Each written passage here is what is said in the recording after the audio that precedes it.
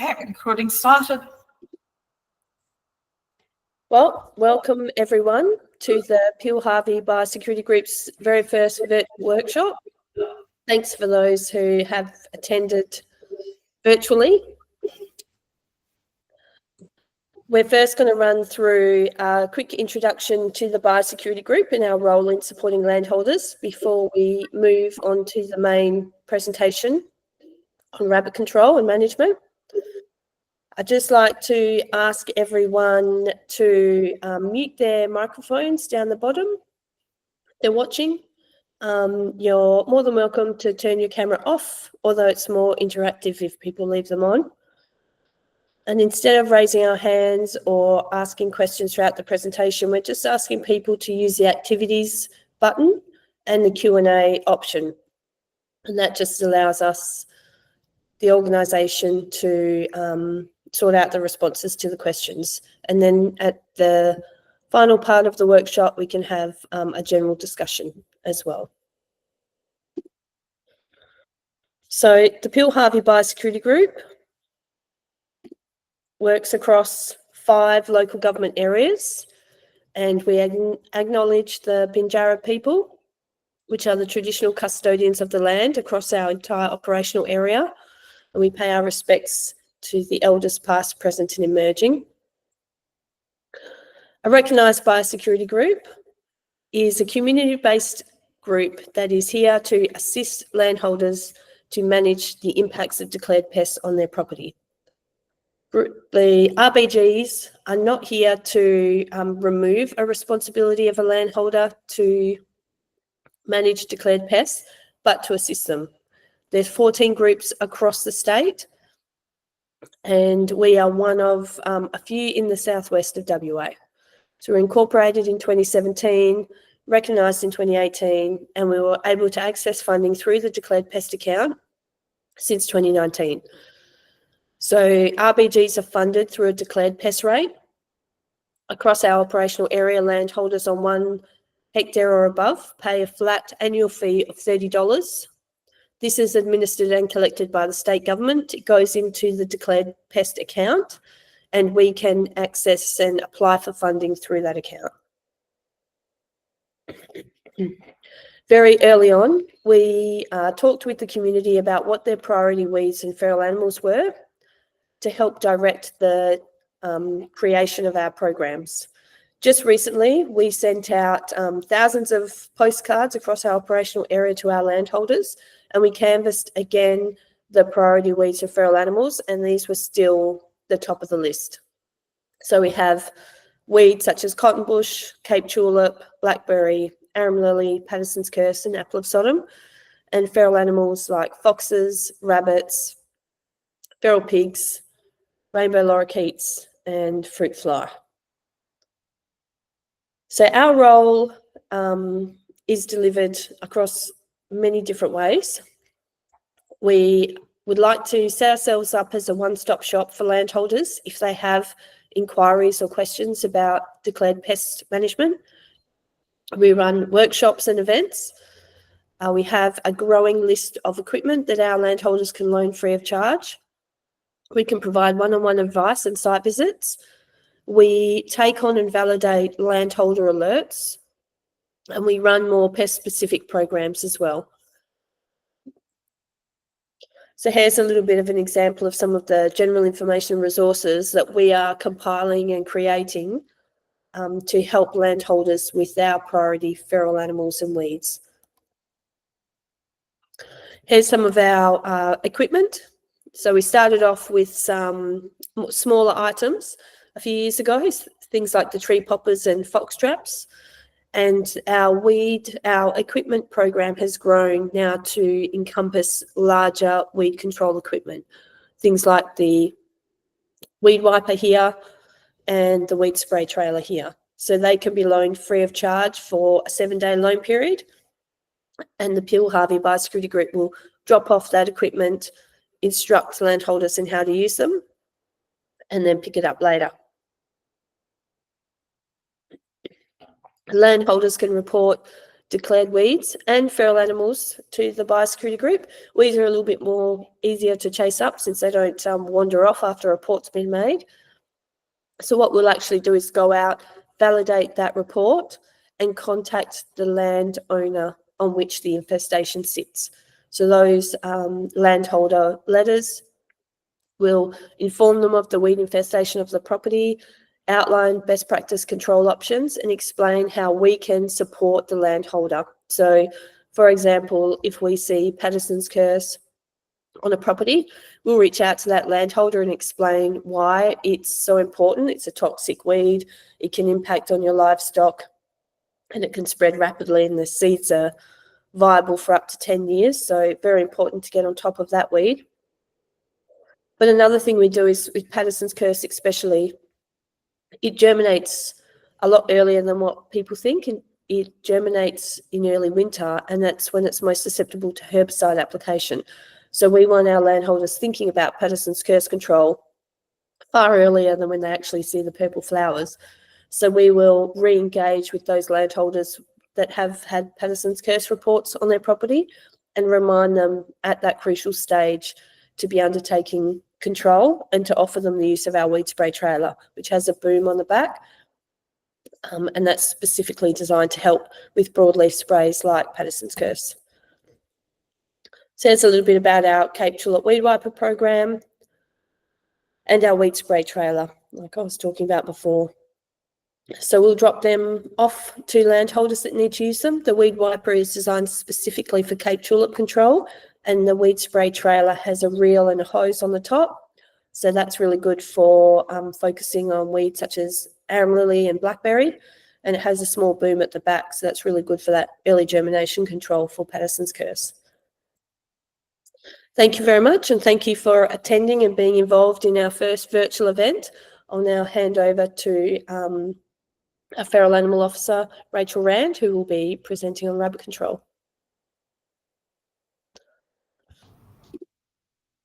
Thanks, Teal. 1 second while I figure out how to get my presentation up. Here we go.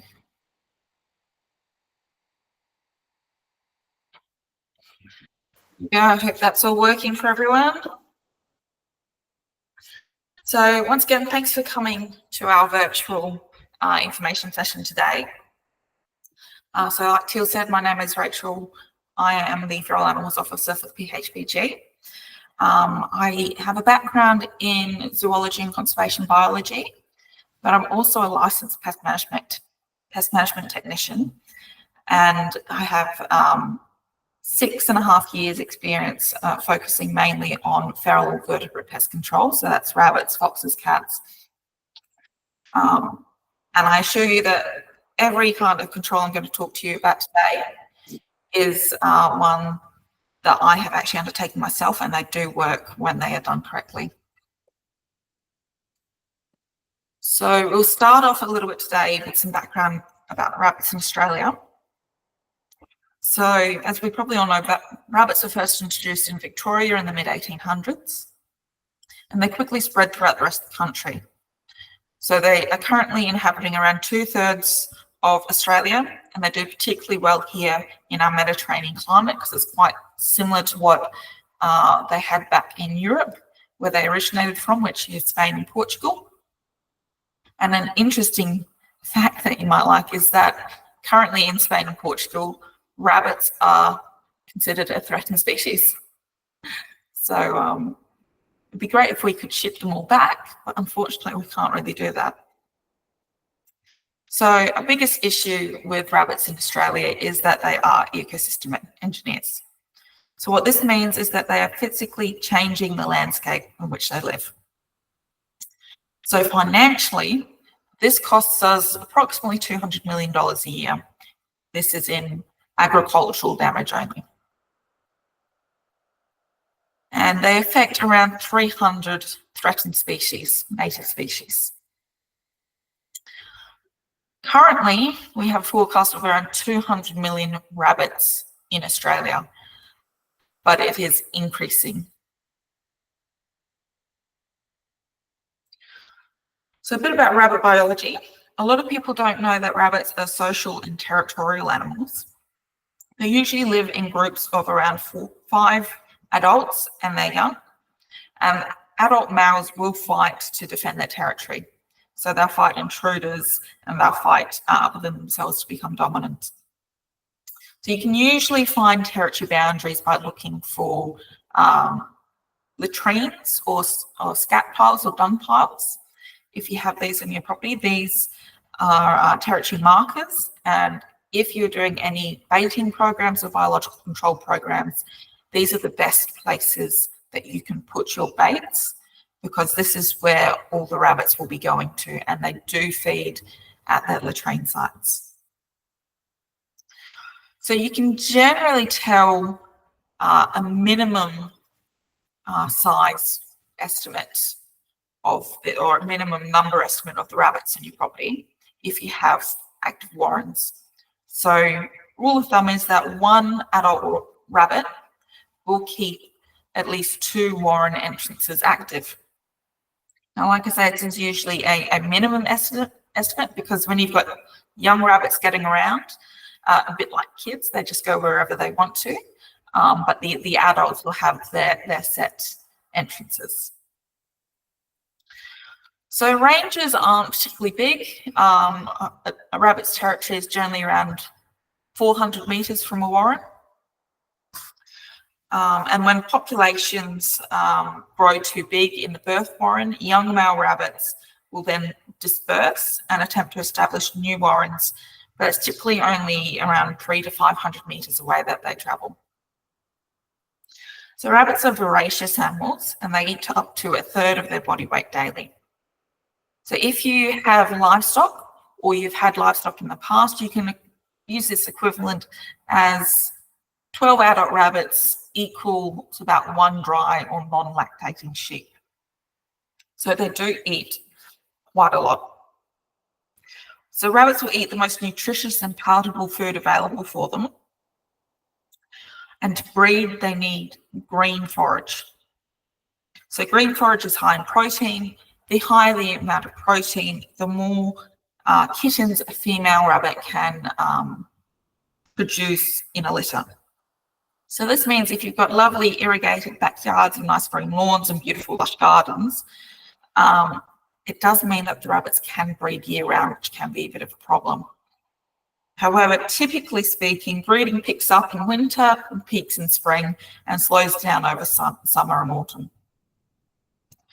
So rabbits breed particularly fast.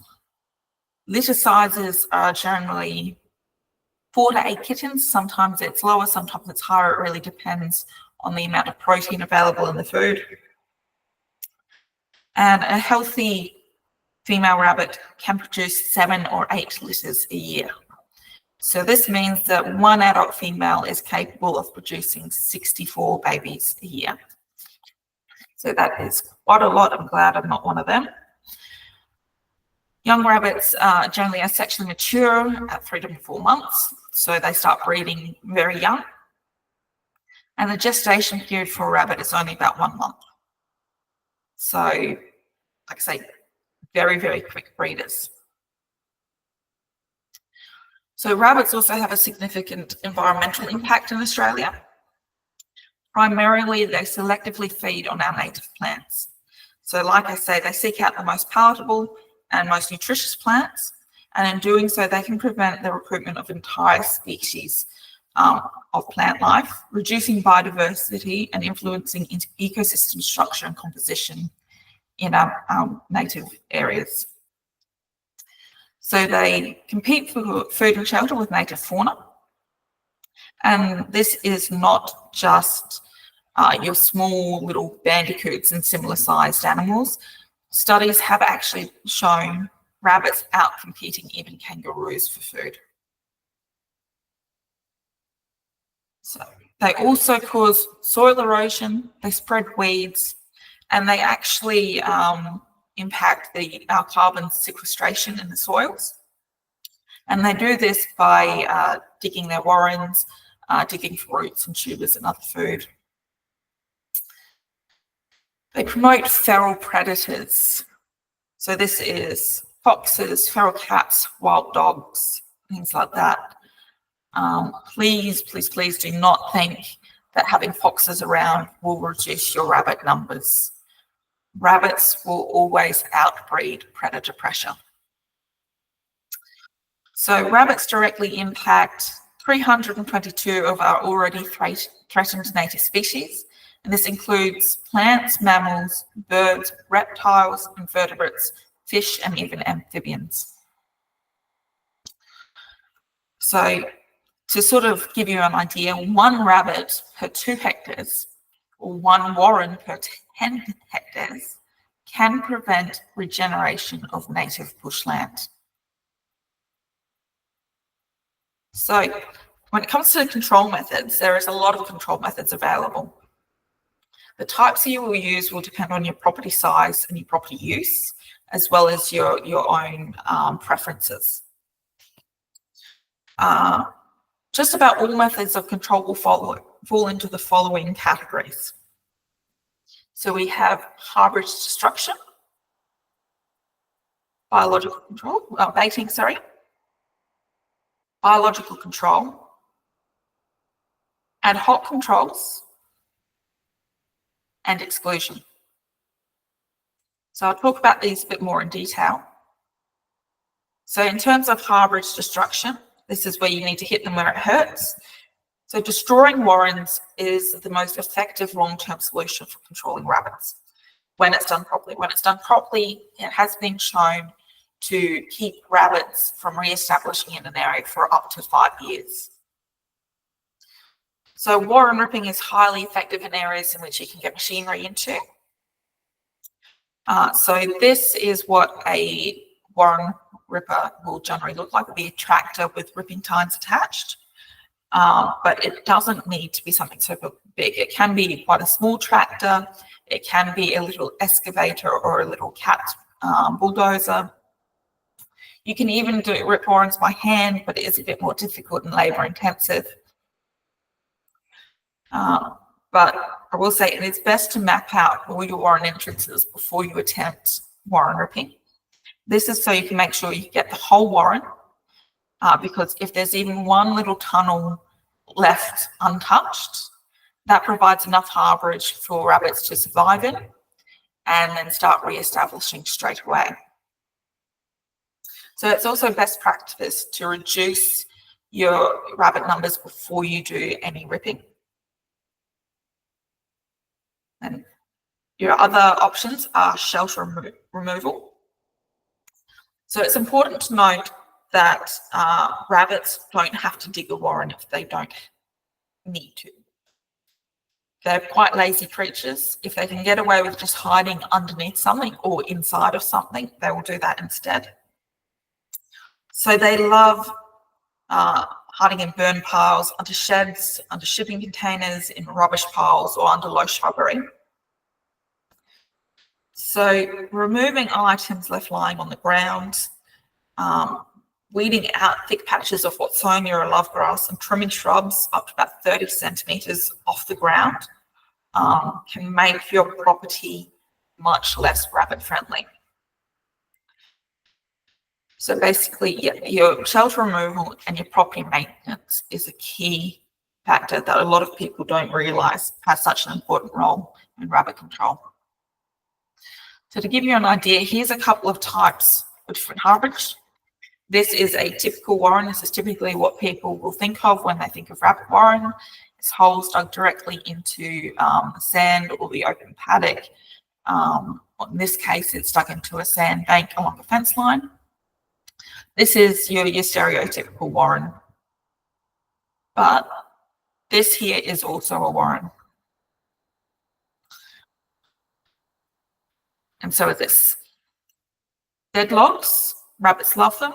They love to dig underneath of them. It creates great harbourage. Under deadfall, provides shelter for them from other predators such as birds of prey and foxes. Here's what I was talking about when I'm talking about shrubberies. This is a massive warren dug in underneath a large shrub. They love these sorts of things because they can stick their heads out of the warren, have a bit of a look around. and they'll be able to tell if the coast is clear and they can go out and have a feed, which they really, really like. If that shrub wasn't there, or if it was trimmed up at least 30 centimetres off the ground, they wouldn't be able to do that because they wouldn't know if Mr. Fox was sitting right at the entrance to the hole. So yeah, just clearing it out that little bit more makes it so much more exposed, and they really don't like being exposed. So shipping containers are a really big one. Whenever somebody calls me to say they've got issues with rabbits, if they have shipping containers, I can guarantee you the rabbits will be underneath the shipping containers. And even if you have your shipping containers on a concrete slab or something like that, or a hard gravel surface where the rabbits can't dig underneath of them, your shipping containers are actually slightly lifted off the ground anyway, and your rabbits will still get underneath them. But once again, if you just put your shipping containers up on blocks, it creates that open space that the rabbits don't like. They're much less likely to try and settle there. And as an added bonus, if you're scared of snakes, snakes love shipping containers being on the ground as well, and they always like to get in under there as well. Any rubbish piles, if you leave that sort of stuff lying around on the ground, I know it does build up, it's hard to keep on top of, but rabbits will love to dig under anything like that. So if you just lift things off the ground or stack things up, particularly when it comes to sheets of tin are a really big one, especially if they're just lay on the ground. You can really stop rabbits from using those at harbourage if they're just stacked vertically. If they're stacked up vertically and neatly, the rabbits won't touch them, and it's such an easy way of storing those things without it becoming harbourage for rabbits. So we'll move on to baiting. So there are currently 2 types of rabbit poison available in Australia. So you've got 1080 or sodium fluoroacetate and pindone.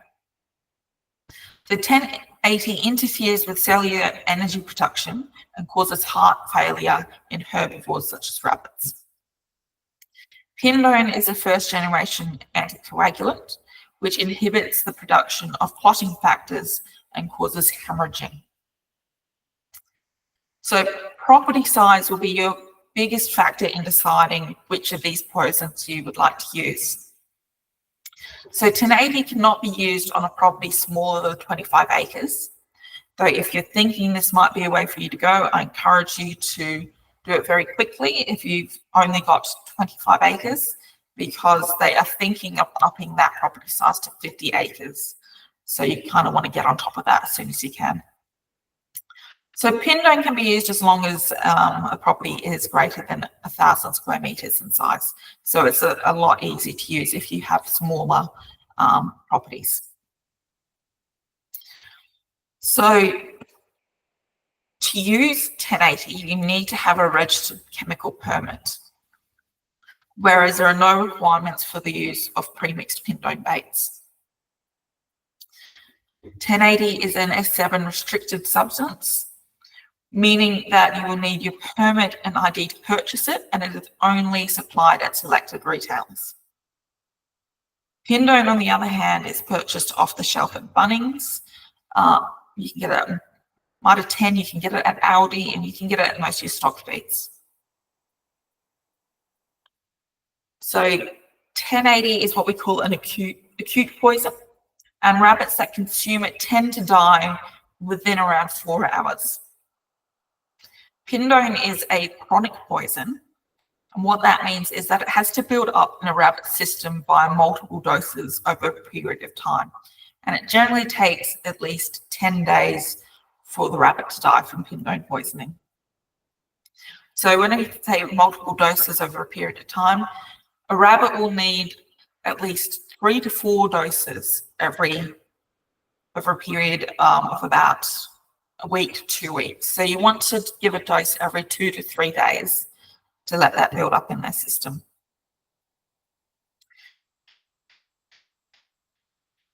So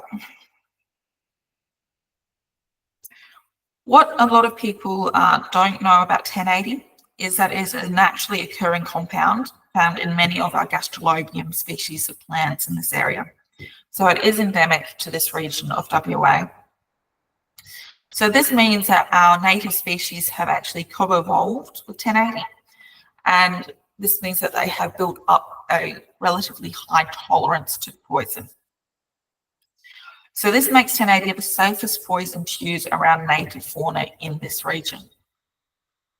So introduced species such as rabbits don't have this tolerance and can be killed with substantially lower doses than what would be needed to affect a native animal.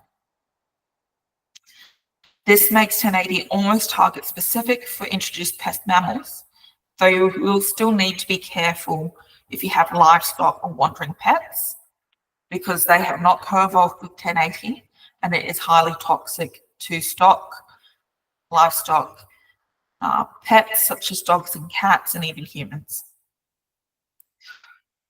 So rabbits are also highly susceptible to pindo, but its effect on our native species is still relatively uncertain. Therefore, it's best to use a bait station, which PHBG can supply for you. And don't use it in areas with a high probability of native animals feeding on it. So this risk can be mitigated, like we say, by using a bait station. That will stop larger animals such as kangaroos from getting to your bait. You can also use a monitoring camera. So when you do your pre-feed period, to make sure rabbits will start eating the substrate that will eventually have the bait put into it. Means you can monitor, see what other species are coming and feeding. So if you have bandicoots get into absolutely everything. And they're quite likely to come and feed on oats, which is what substrate for pindo usually is. So you can use your cameras to tell if these other species are coming in. You can shift your bait stations if they are to an area where they're not being affected by native animals, or if these species are coming in at select times while you have your bait station out, you can just put your bait station out at the times where the rabbits will be feeding, but the other animals won't, and take it away before the other animals are coming to get a feed. So there are a few things we can do to minimise the risk to our native species. So being naturally occurring, 1080 is environmentally friendly and it breaks down very quickly in the environment.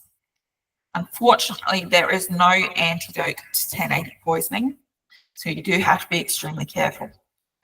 Pindone, however, does have an antidote in the form of a vitamin K shot that can be supplied by most vets. So this means that if a neighbour's dog or your dog decides to find a rabbit that has been poisoned with pindone and feeds on it, you don't need to be too panicked, generally because, like I say, pindone is a chronic poison. It needs multiple doses to be lethal, but you can still take your pet to the vet and get a vitamin K shot administered for them, and they'll be all right. So that is something that a lot of people do very much like about pindone, is that there is the antidote.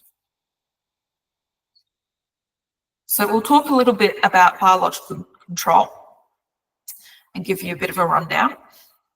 So the first form of biological control for rabbits in Australia was myxomatosis.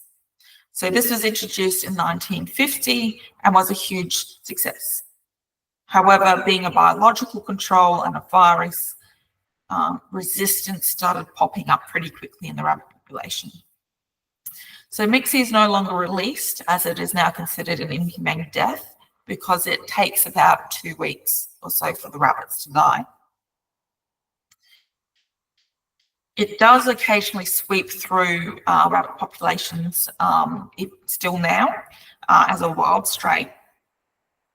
And if you were to find a carcass of a rabbit with mixie, you can generally tell if they've got mixie based on their eyes, if their eyes are swollen or pussy or infected looking.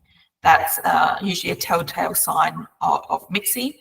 Otherwise, you can put the rabbit in the freezer and send it to us, and we can take samples to do tests and let you know if it is in fact mixie. But you can take those carcasses and chuck it down an active warren, and that will actually help to spread myxomatosis virus, and you can still try and use it that way. However, you just can't purchase or have myxomatosis supplied to you anymore. So in 1995, we've got our first release of calicivirus, also known as rabbit hemorrhagic disease virus. So I'll break down the nomenclature for you because it can be a bit confusing. So calicivirus causes rabbit hemorrhagic disease. So that's why it's also called rabbit hemorrhagic disease virus, or RHDV. So if somebody's talking about RHD or calici, they're talking about the same thing. So RHDV1, the Czech strain, was the virus released in 1995, and once again had a pretty good knockdown. But again, being biological control and a virus, resistance starts building up in the populations again. Then in about 2014, RHDV2, the wild strain, was discovered. So like mixie, RHDV2 occasionally sweeps through, and it will sometimes knock down rabbits, but it does also impact on our planned releases. So if you're planning a release and RHDV sweeps through beforehand, it can cause immunity to the release you're planning to do. So it can be problematic about trying to do planned releases. RHDV K5, the Korean strain, is the latest form that was released in Australia. So this was released in 2017. And once again, to start with, had a decent impact, but that has dropped off again as there's been more immunity coming up. So to start with, K5, they forecast about a 60% knockdown control from K5. However, as time has gone on, they now reckon we'd be lucky to get a 10 to 20% knockdown. So if you only have 10 rabbits and you are trying to use K5 and you only get 10% knockdown, that means only 1 out of 10 rabbits is going to be killed by the Korean strain. So it's something to take into consideration when you think about biological controls. So a little bit more about RHD. Like I say, rabbits do develop immunity to biological controls. So don't make the mistake of thinking that RHD will solve all of your rabbit problems. I know everybody loves the thought of the biological controls because they're completely safe for everything else. They are species specific and they'll only affect rabbits and hares. And being in WA, we only have rabbits. In WAs, we don't have any hares. But they're also probably the least effective form of control you can choose to use. So RHD won't work in populations with prior exposure. So we need the populations to be naive for it to be effective. Timing your release is absolutely essential, as young rabbits are protected by maternal antibodies, and if exposed to the virus, they A, won't die, and B, will develop immunity for life. So if you're trying to release a virus, say in spring, when there's lots and lots of baby rabbits around, what you're doing is you might kill the adults, but all those babies will catch the virus and survive it and then become immune. So basically what you're doing is vaccinating them. So to prevent building immunity in rabbit populations, what we need to do is don't release it when rabbits are breeding and there is lots and lots of babies around. So late summer and autumns are the best time to do a release because of the lower number of young rabbits due to the lower amount of green feed available. And the second thing is don't just use RHD. Even if you have a successful release, there will still be survivors, and those survivors will have immunity. So you need to get rid of these rabbits if you ever want to successfully use the calicivirus again. So when we talk about ad hoc controls, we're talking about methods of controlling rabbits that you use on a as needed basis. So these work best when you have low number of rabbits and only need to get rid of a few of them. So such methods include trapping using cage traps. So the old foothold rabbit traps are now illegal to use. We can only use cages. And I find trapping tends to work best if you can funnel rabbits towards a cage entrance. So if you have a warren or somewhere where rabbits are coming out of, say, a shipping container or a wood pile, and if you can sort of structure, get some sticks or logs or something, and just drive those rabbits exiting their harbourage into the trap, that is a great way to try and trap them. And you also want to use something that is utterly irresistible for rabbits to eat.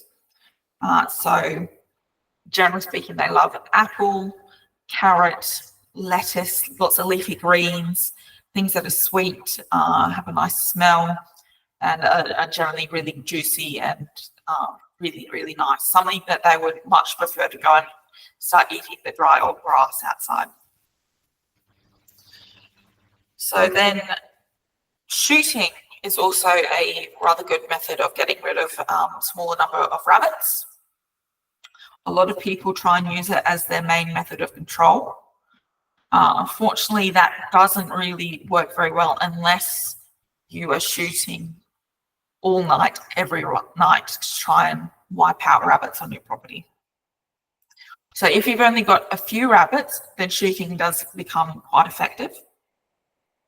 But you do need to act according to all relevant legislation, gun laws, and the Firearms Act. So next up, we've got warren fumigation. So fumigation works well when you have a completely underground warren. So you make sure you map your warren first using a warren smoker, so you can make sure all entrances are sealed. Is one of the biggest steps for warren fumigation. So aluminium phosphide is what's used for warren fumigation, and that's what they used to use for fumigation of the grain silos for weevils. So it is a S7 restricted chemical product. So that means it can only be bought from S7 retailers. Primary producers, if you have a primary producer license, you can still purchase aluminium phosphide tablets for warren fumigation, but you can't use them yourself. You need a licensed pest management technician, or LPMT, to do the fumigation for you. So you'll need to find someone who has fumigation listed under their endorsements on their license and aluminium phosphide listed under their chemicals that they are allowed to use before you get any fumigation done. The health department has recently changed some of the training and restricted some of the use of fumigants.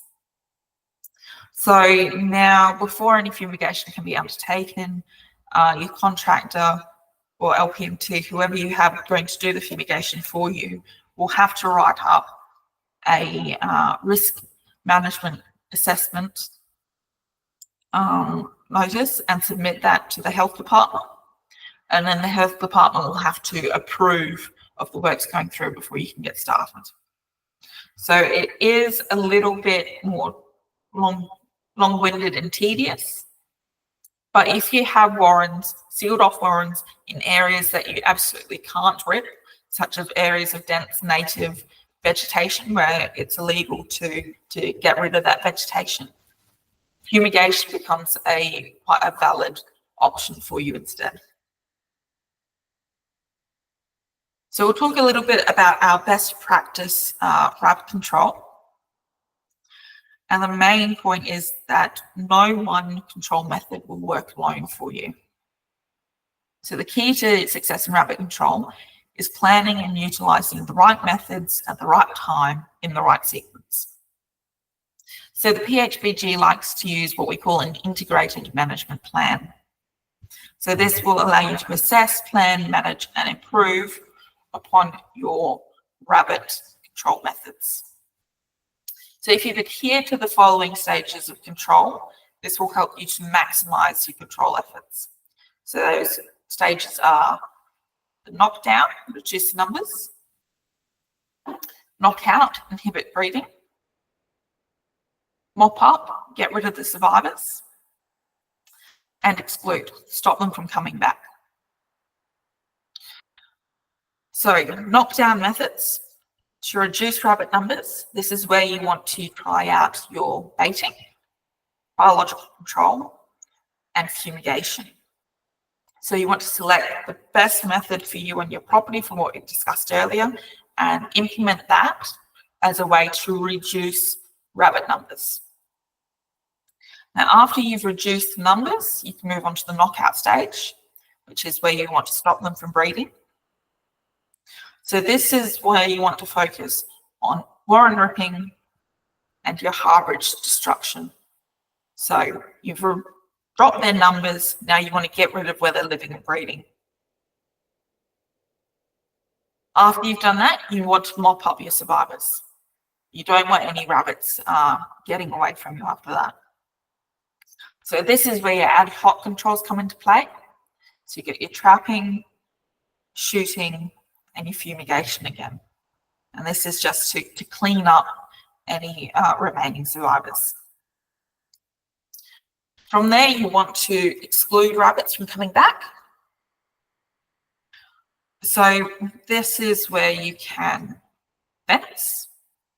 So if you have an asset such as a veggie garden or some sapling trees or fruit trees that you really want to protect, they're getting hammered by rabbits, fencing is a great option to protect a particular asset. It's also great to stop rabbits from getting underneath concrete pads, under your sheds, under your patios and your porches, or underneath other kinds of infrastructure. Really, really good method of keeping rabbits out. And if you think it's going to be too expensive, I know a lot of people think it's just far too expensive, far too much trouble to do. The thing is, you don't have to do it all at once. So if you have rabbits, say, coming from your neighbour's property into yours and they're only coming from one side, just fence off that section. When rabbits are running along and they're coming to a fence, they don't go, oh, look, we'll just follow it till it ends and go back into where we want to be. No, they'll just turn around and go home because it's too difficult. So if you fence off those particular sections where you're getting the most impact coming from, it is actually quite effective at reducing the impact on your property. So then you can do it in stages, and that will help you with the cost and the time of trying to get this done. And also, if you already have a pretty good fence, then you only need to put on the rabbit-proof skirting, which makes it a lot more cost-effective as well. You also want to keep up your routine maintenance of your property. So like we said before, trim up your hedges and your shrubs, Make sure your rubbish piles are all stacked up neatly. Things are lifted off the ground. You don't have big patches of love grass and Watsonia and whatnot that rabbits can get into. So keep that going. Rabbits might come to your property and look around and say, well, this is no good. We've got nowhere to hide. We'll keep going, is the idea here. So then we want to talk about when we need to do these controls. So summer is the best time to get started with your knockdown approach. There is less palatable feed available and rabbits will be more likely to go for whatever bait you plan to use. Also, the slowdown in breeding will mean that rabbits won't be quite so territorial. Individual rabbits will be moving around more freely and will be more likely to encounter your baits. So this is a great time to do your knockdown. When autumn comes, you want to do your knockout. So autumn is usually when rabbits are at their lowest numbers due to natural population declines over summer. So that makes harborage destruction a lot easier. So you want to get rid of where they're breeding before winter cuts in, before we get those rains starting, before we get the green forage started coming back, and before they can breed again. Get rid of it. If it's not there, they can't breed in it. So winter, you want to follow up with your mop-up control. Make sure there's no survivors getting around, and make sure that before breeding can start, you're putting in your exclusion methods, stopping them from getting into wherever they might be able to breed. Either under your patio, underneath your shed, under your vegetation, things like that. And spring. Spring is when rabbits are at their highest numbers, and everybody wants to do rabbit control in spring. However, it's the most difficult time of year to do control. There are so many little rabbits. There's so much more territorial. It's a time when trying to do your controls they won't work. There's too much green food everywhere. They won't eat your baits. There's babies everywhere, so which makes harborage destruction particularly difficult. So if you've got your exclusion in place, they can't get in to breed. Keep that exclusion in place, because when the young males start dispersing to form new warrens, they can't get in anywhere to form a new warren as well. So it's really, really important. And if you follow those steps in the right order, the right times, it really, really helps you to get an overall maximised plan. So if you would like more information regarding developing a integrated management plan, please feel free to contact me. We also offer free loan equipment that can be used in rabbit control, such as bait stations, warren smokers, cage traps, and monitoring cameras. If you're interested in any of that, please contact our equipment officer, Kim, and she'll be able to get back to you regarding those requests.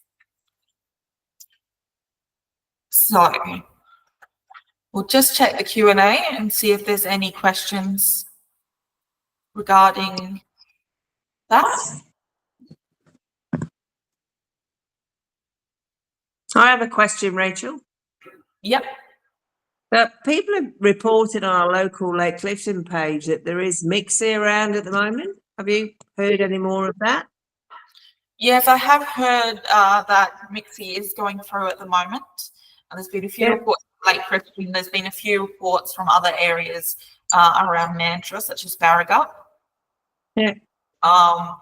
So I haven't actually confirmed it. Nobody's given us a rabbit that we can send off for testing yet. However, if you find any carcasses, like I say, with the swollen up or infected pussy looking eyes, feel free, you can grab those, and especially if they're fresh and they've got fleas on them, throw them wherever you're having the most trouble with rabbits, particularly if you have warrens, things like that, and it will actually help to spread the virus. and can Yeah. hopefully. And that's all right, Rachel, with having a dog to do that? Yes, Won't affect, yeah. it won't affect a dog. Like I say, it's a species-specific disease. It only affects rabbits and hares. The only way it will affect any other species is if they have an allergy to rabbits. Right. Our dog doesn't, she likes catching them.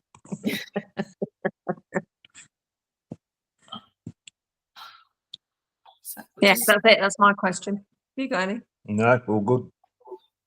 okay, Just nothing. keep battling on, eh? Just keep battling I on. am interested in the Pindoon baiting though. I just need to figure that out a bit more. Yeah, if you have any questions on that, please feel free to contact me. Yeah. I'll tell you whatever you want to know. And you'll loan like the where you put the bait and everything, 'cause obviously with the dog. Yeah. Well, that's So no problem one with thing that. we like to do is, especially if you're using a bait station, it means that the bait is nice and contained, and you can just Yeah. pick the bait station and take the bait away. So Yeah. one thing we suggest for a lot of people to do is if you only put it out late in the evenings and pick it up first thing in the morning. Yeah. So if your dog stays inside or has a kennel somewhere where it goes at night, Yeah. you can poison the rabbits at night, and during the day pick up that bait station, because you'll get crows and whatnot coming in trying to feed you as well. And So is this time, sorry, is this time of year the good time of year to do Pindoon or not yet? yes, summer is the best time Yeah. to start baiting programs, because there's less food available to rabbits and more likely to take the baits that you put out. Yeah. So I might get in touch with you and get some baits and we'll do that. We'll get the bait and need the bait stations. Yeah. No, yeah, that's what, sorry, not Yeah. the baits, I meant the bait stations. Yeah. Yeah, absolutely. Yeah. Cool. Yeah. No. But so we can clearly identify where our warrens are, and some of them are around the, the really big dead trees that have been on the ground for years. You can see Yeah. them there all the time. Yeah. Yeah, so smoking will only tell you where the entrances to the warrens are. So the rabbits aren't bothered by the smoke itself. It's not a form of fumigation. It won't kill the rabbits, and it won't make the rabbits leave. But it will let you know the extent of your warrens, which is quite handy because you'll often have an area where you can see very clear holes in the ground. You might have 4 or 5 holes in a small area, but what you won't see is that about 20 metres away there's a little bolt hole, a little escape hole that the rabbits will use to get away. So that's where the warren smoker comes in very handy. Yeah. Very good. Right, any other questions? No. Well, we might talk a little bit about our upcoming calicivirus release. So I'll just get that one up for us.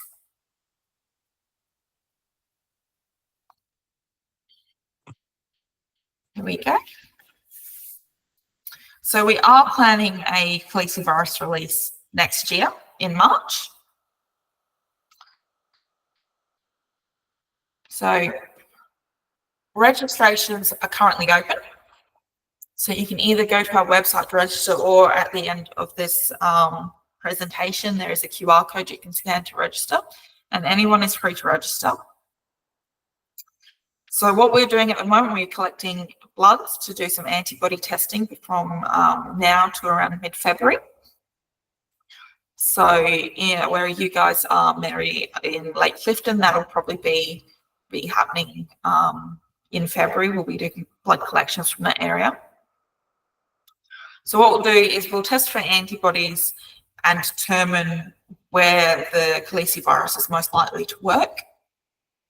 So we'll send the bloods off for testing, hopefully get those results back around mid-February, early March, and we'll be able to locate where we're going to do the release.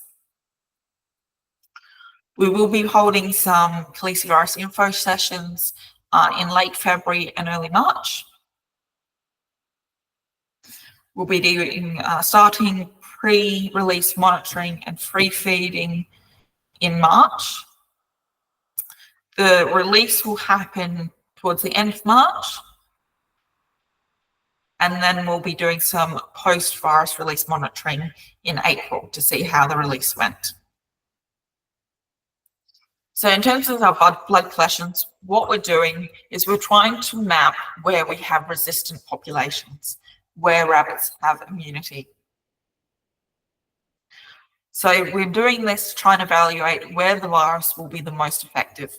Because if you release the virus where the population is already immune, the virus won't do anything at all for you. So it'll be a waste of time and a waste of money to do it. So what we're trying to do is reduce the effects of incorrect use and save you guys time and money.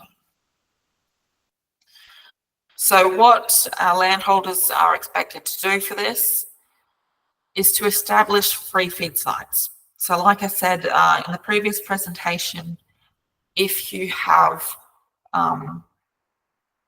areas where you have latrines or those dung hills or scat piles that I mentioned before, those are the best places to establish your free feed sites.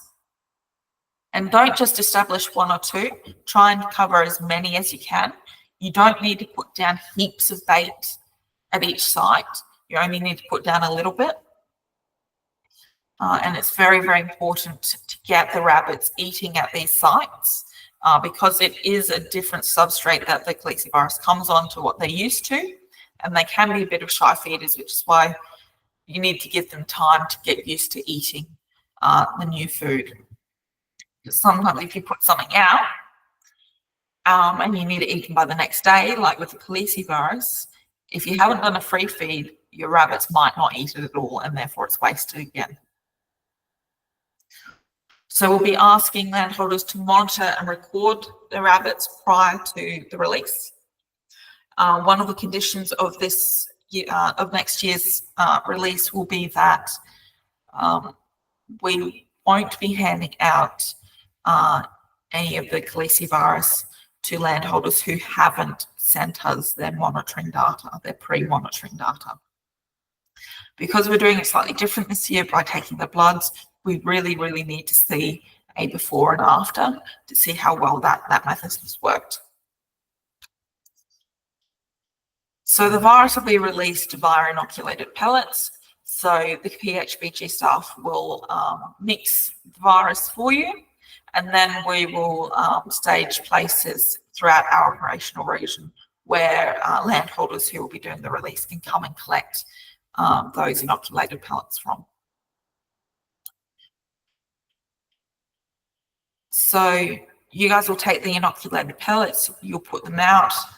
They have to be put out the same day as you collect them because the virus only lasts about 24 hours on the substrate. And then a couple of weeks afterwards, we expect people to monitor and record the rabbits post-release and then send us that information as well. So we have that before and after. So the most important thing to note is that not everyone who registers will receive inoculated pellets. So if where you live has a very high level of immunity, you won't be included in the program.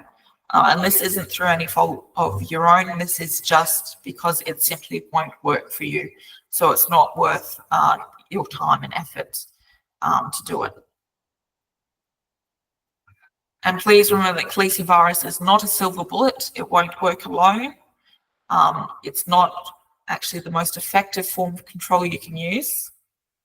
And if you do use it, you will have to use follow-up controls, because even if you get an absolutely great knockdown of rabbits, if you have a completely naive population and you get, say, 60% of the population knocked down with calicivirus, you still got that 40% remain, which most likely have immunity. And then if you ever want to use calicivirus again, if you haven't gotten rid of those immune rabbits, it will never work for you again. And it will actually make the issue a lot worse. So if you'd like to register for our 2025 calicivirus release, there's a QR code, or if you would like to register for the blood drive, there is also the QR code here. So feel free to scan those at any time. And once again, they are also on our website. So I will just once again presenting. And does anybody have any questions regarding our calicivirus release? Yeah, the calicivirus, previously, we identified 5 warrens on our property, and we only had like a small amount of pellets to distribute amongst those warrens. Yeah. We didn't feel there was enough to cover what we wanted to cover. Is that going to be an improvement on the next release? How much were you putting down at your free feed sites? Oh, just Only a few pellets. Yeah, just but it was a tiny bit. Yeah, I was really surprised at how many pellets we got. Okay, so it might be different this year because not everybody will be receiving pellets. Yeah. So it might mean that the people who do receive pellets might be receiving more. I have to check with that. So I wasn't with the PHBG when the last release was done, so I'm not entirely sure what happened then. But yeah, it's something we'll look into for this round. Because our warrens are at the back and the front of the property, they're quite far apart. And so we had to sort of make a decision: do we do the back or do we do the front? Because there was very few pellets. One thing I will say is it's best not to try and feed near warrens. Rabbits don't like to feed at their warrens. They won't feed within 4 meters of their warrens. Yeah, we did the pre-baiting, Rachel, so we knew where they were eating. So it was we worked it all. Yeah, but because they were eating at the front and the back, one way to maximise having a small amount of bait is, like I say, if you find those latrines, dung hills, because they're territory markers, that's where you've got multiple rabbits going to for those. Right. So if you find that, you can usually find those on boundary lines, on verges, on fire breaks, things like that, or if you have little paths down the property, look for those and just target those. Just put a couple of pellets down on those, and that's a good way to try and maximize having a limited number of pellets. Yep, no worries. Cool. Thank you. No worries. So nothing else. What I'll do is I'll email everybody with a link to a feedback form. It would be absolutely wonderful if you guys could fill that out for us. What that does is it just helps us to determine what sort of information you guys are expecting from us, what you'd like to see from us, how we can better deliver our information, and how we can better support you as well. No, thank you. Yeah, great. No worries. Thank you very much for Thanks, Rachel. No worries. See ya. Thank you. Thank you. Bye. Bye.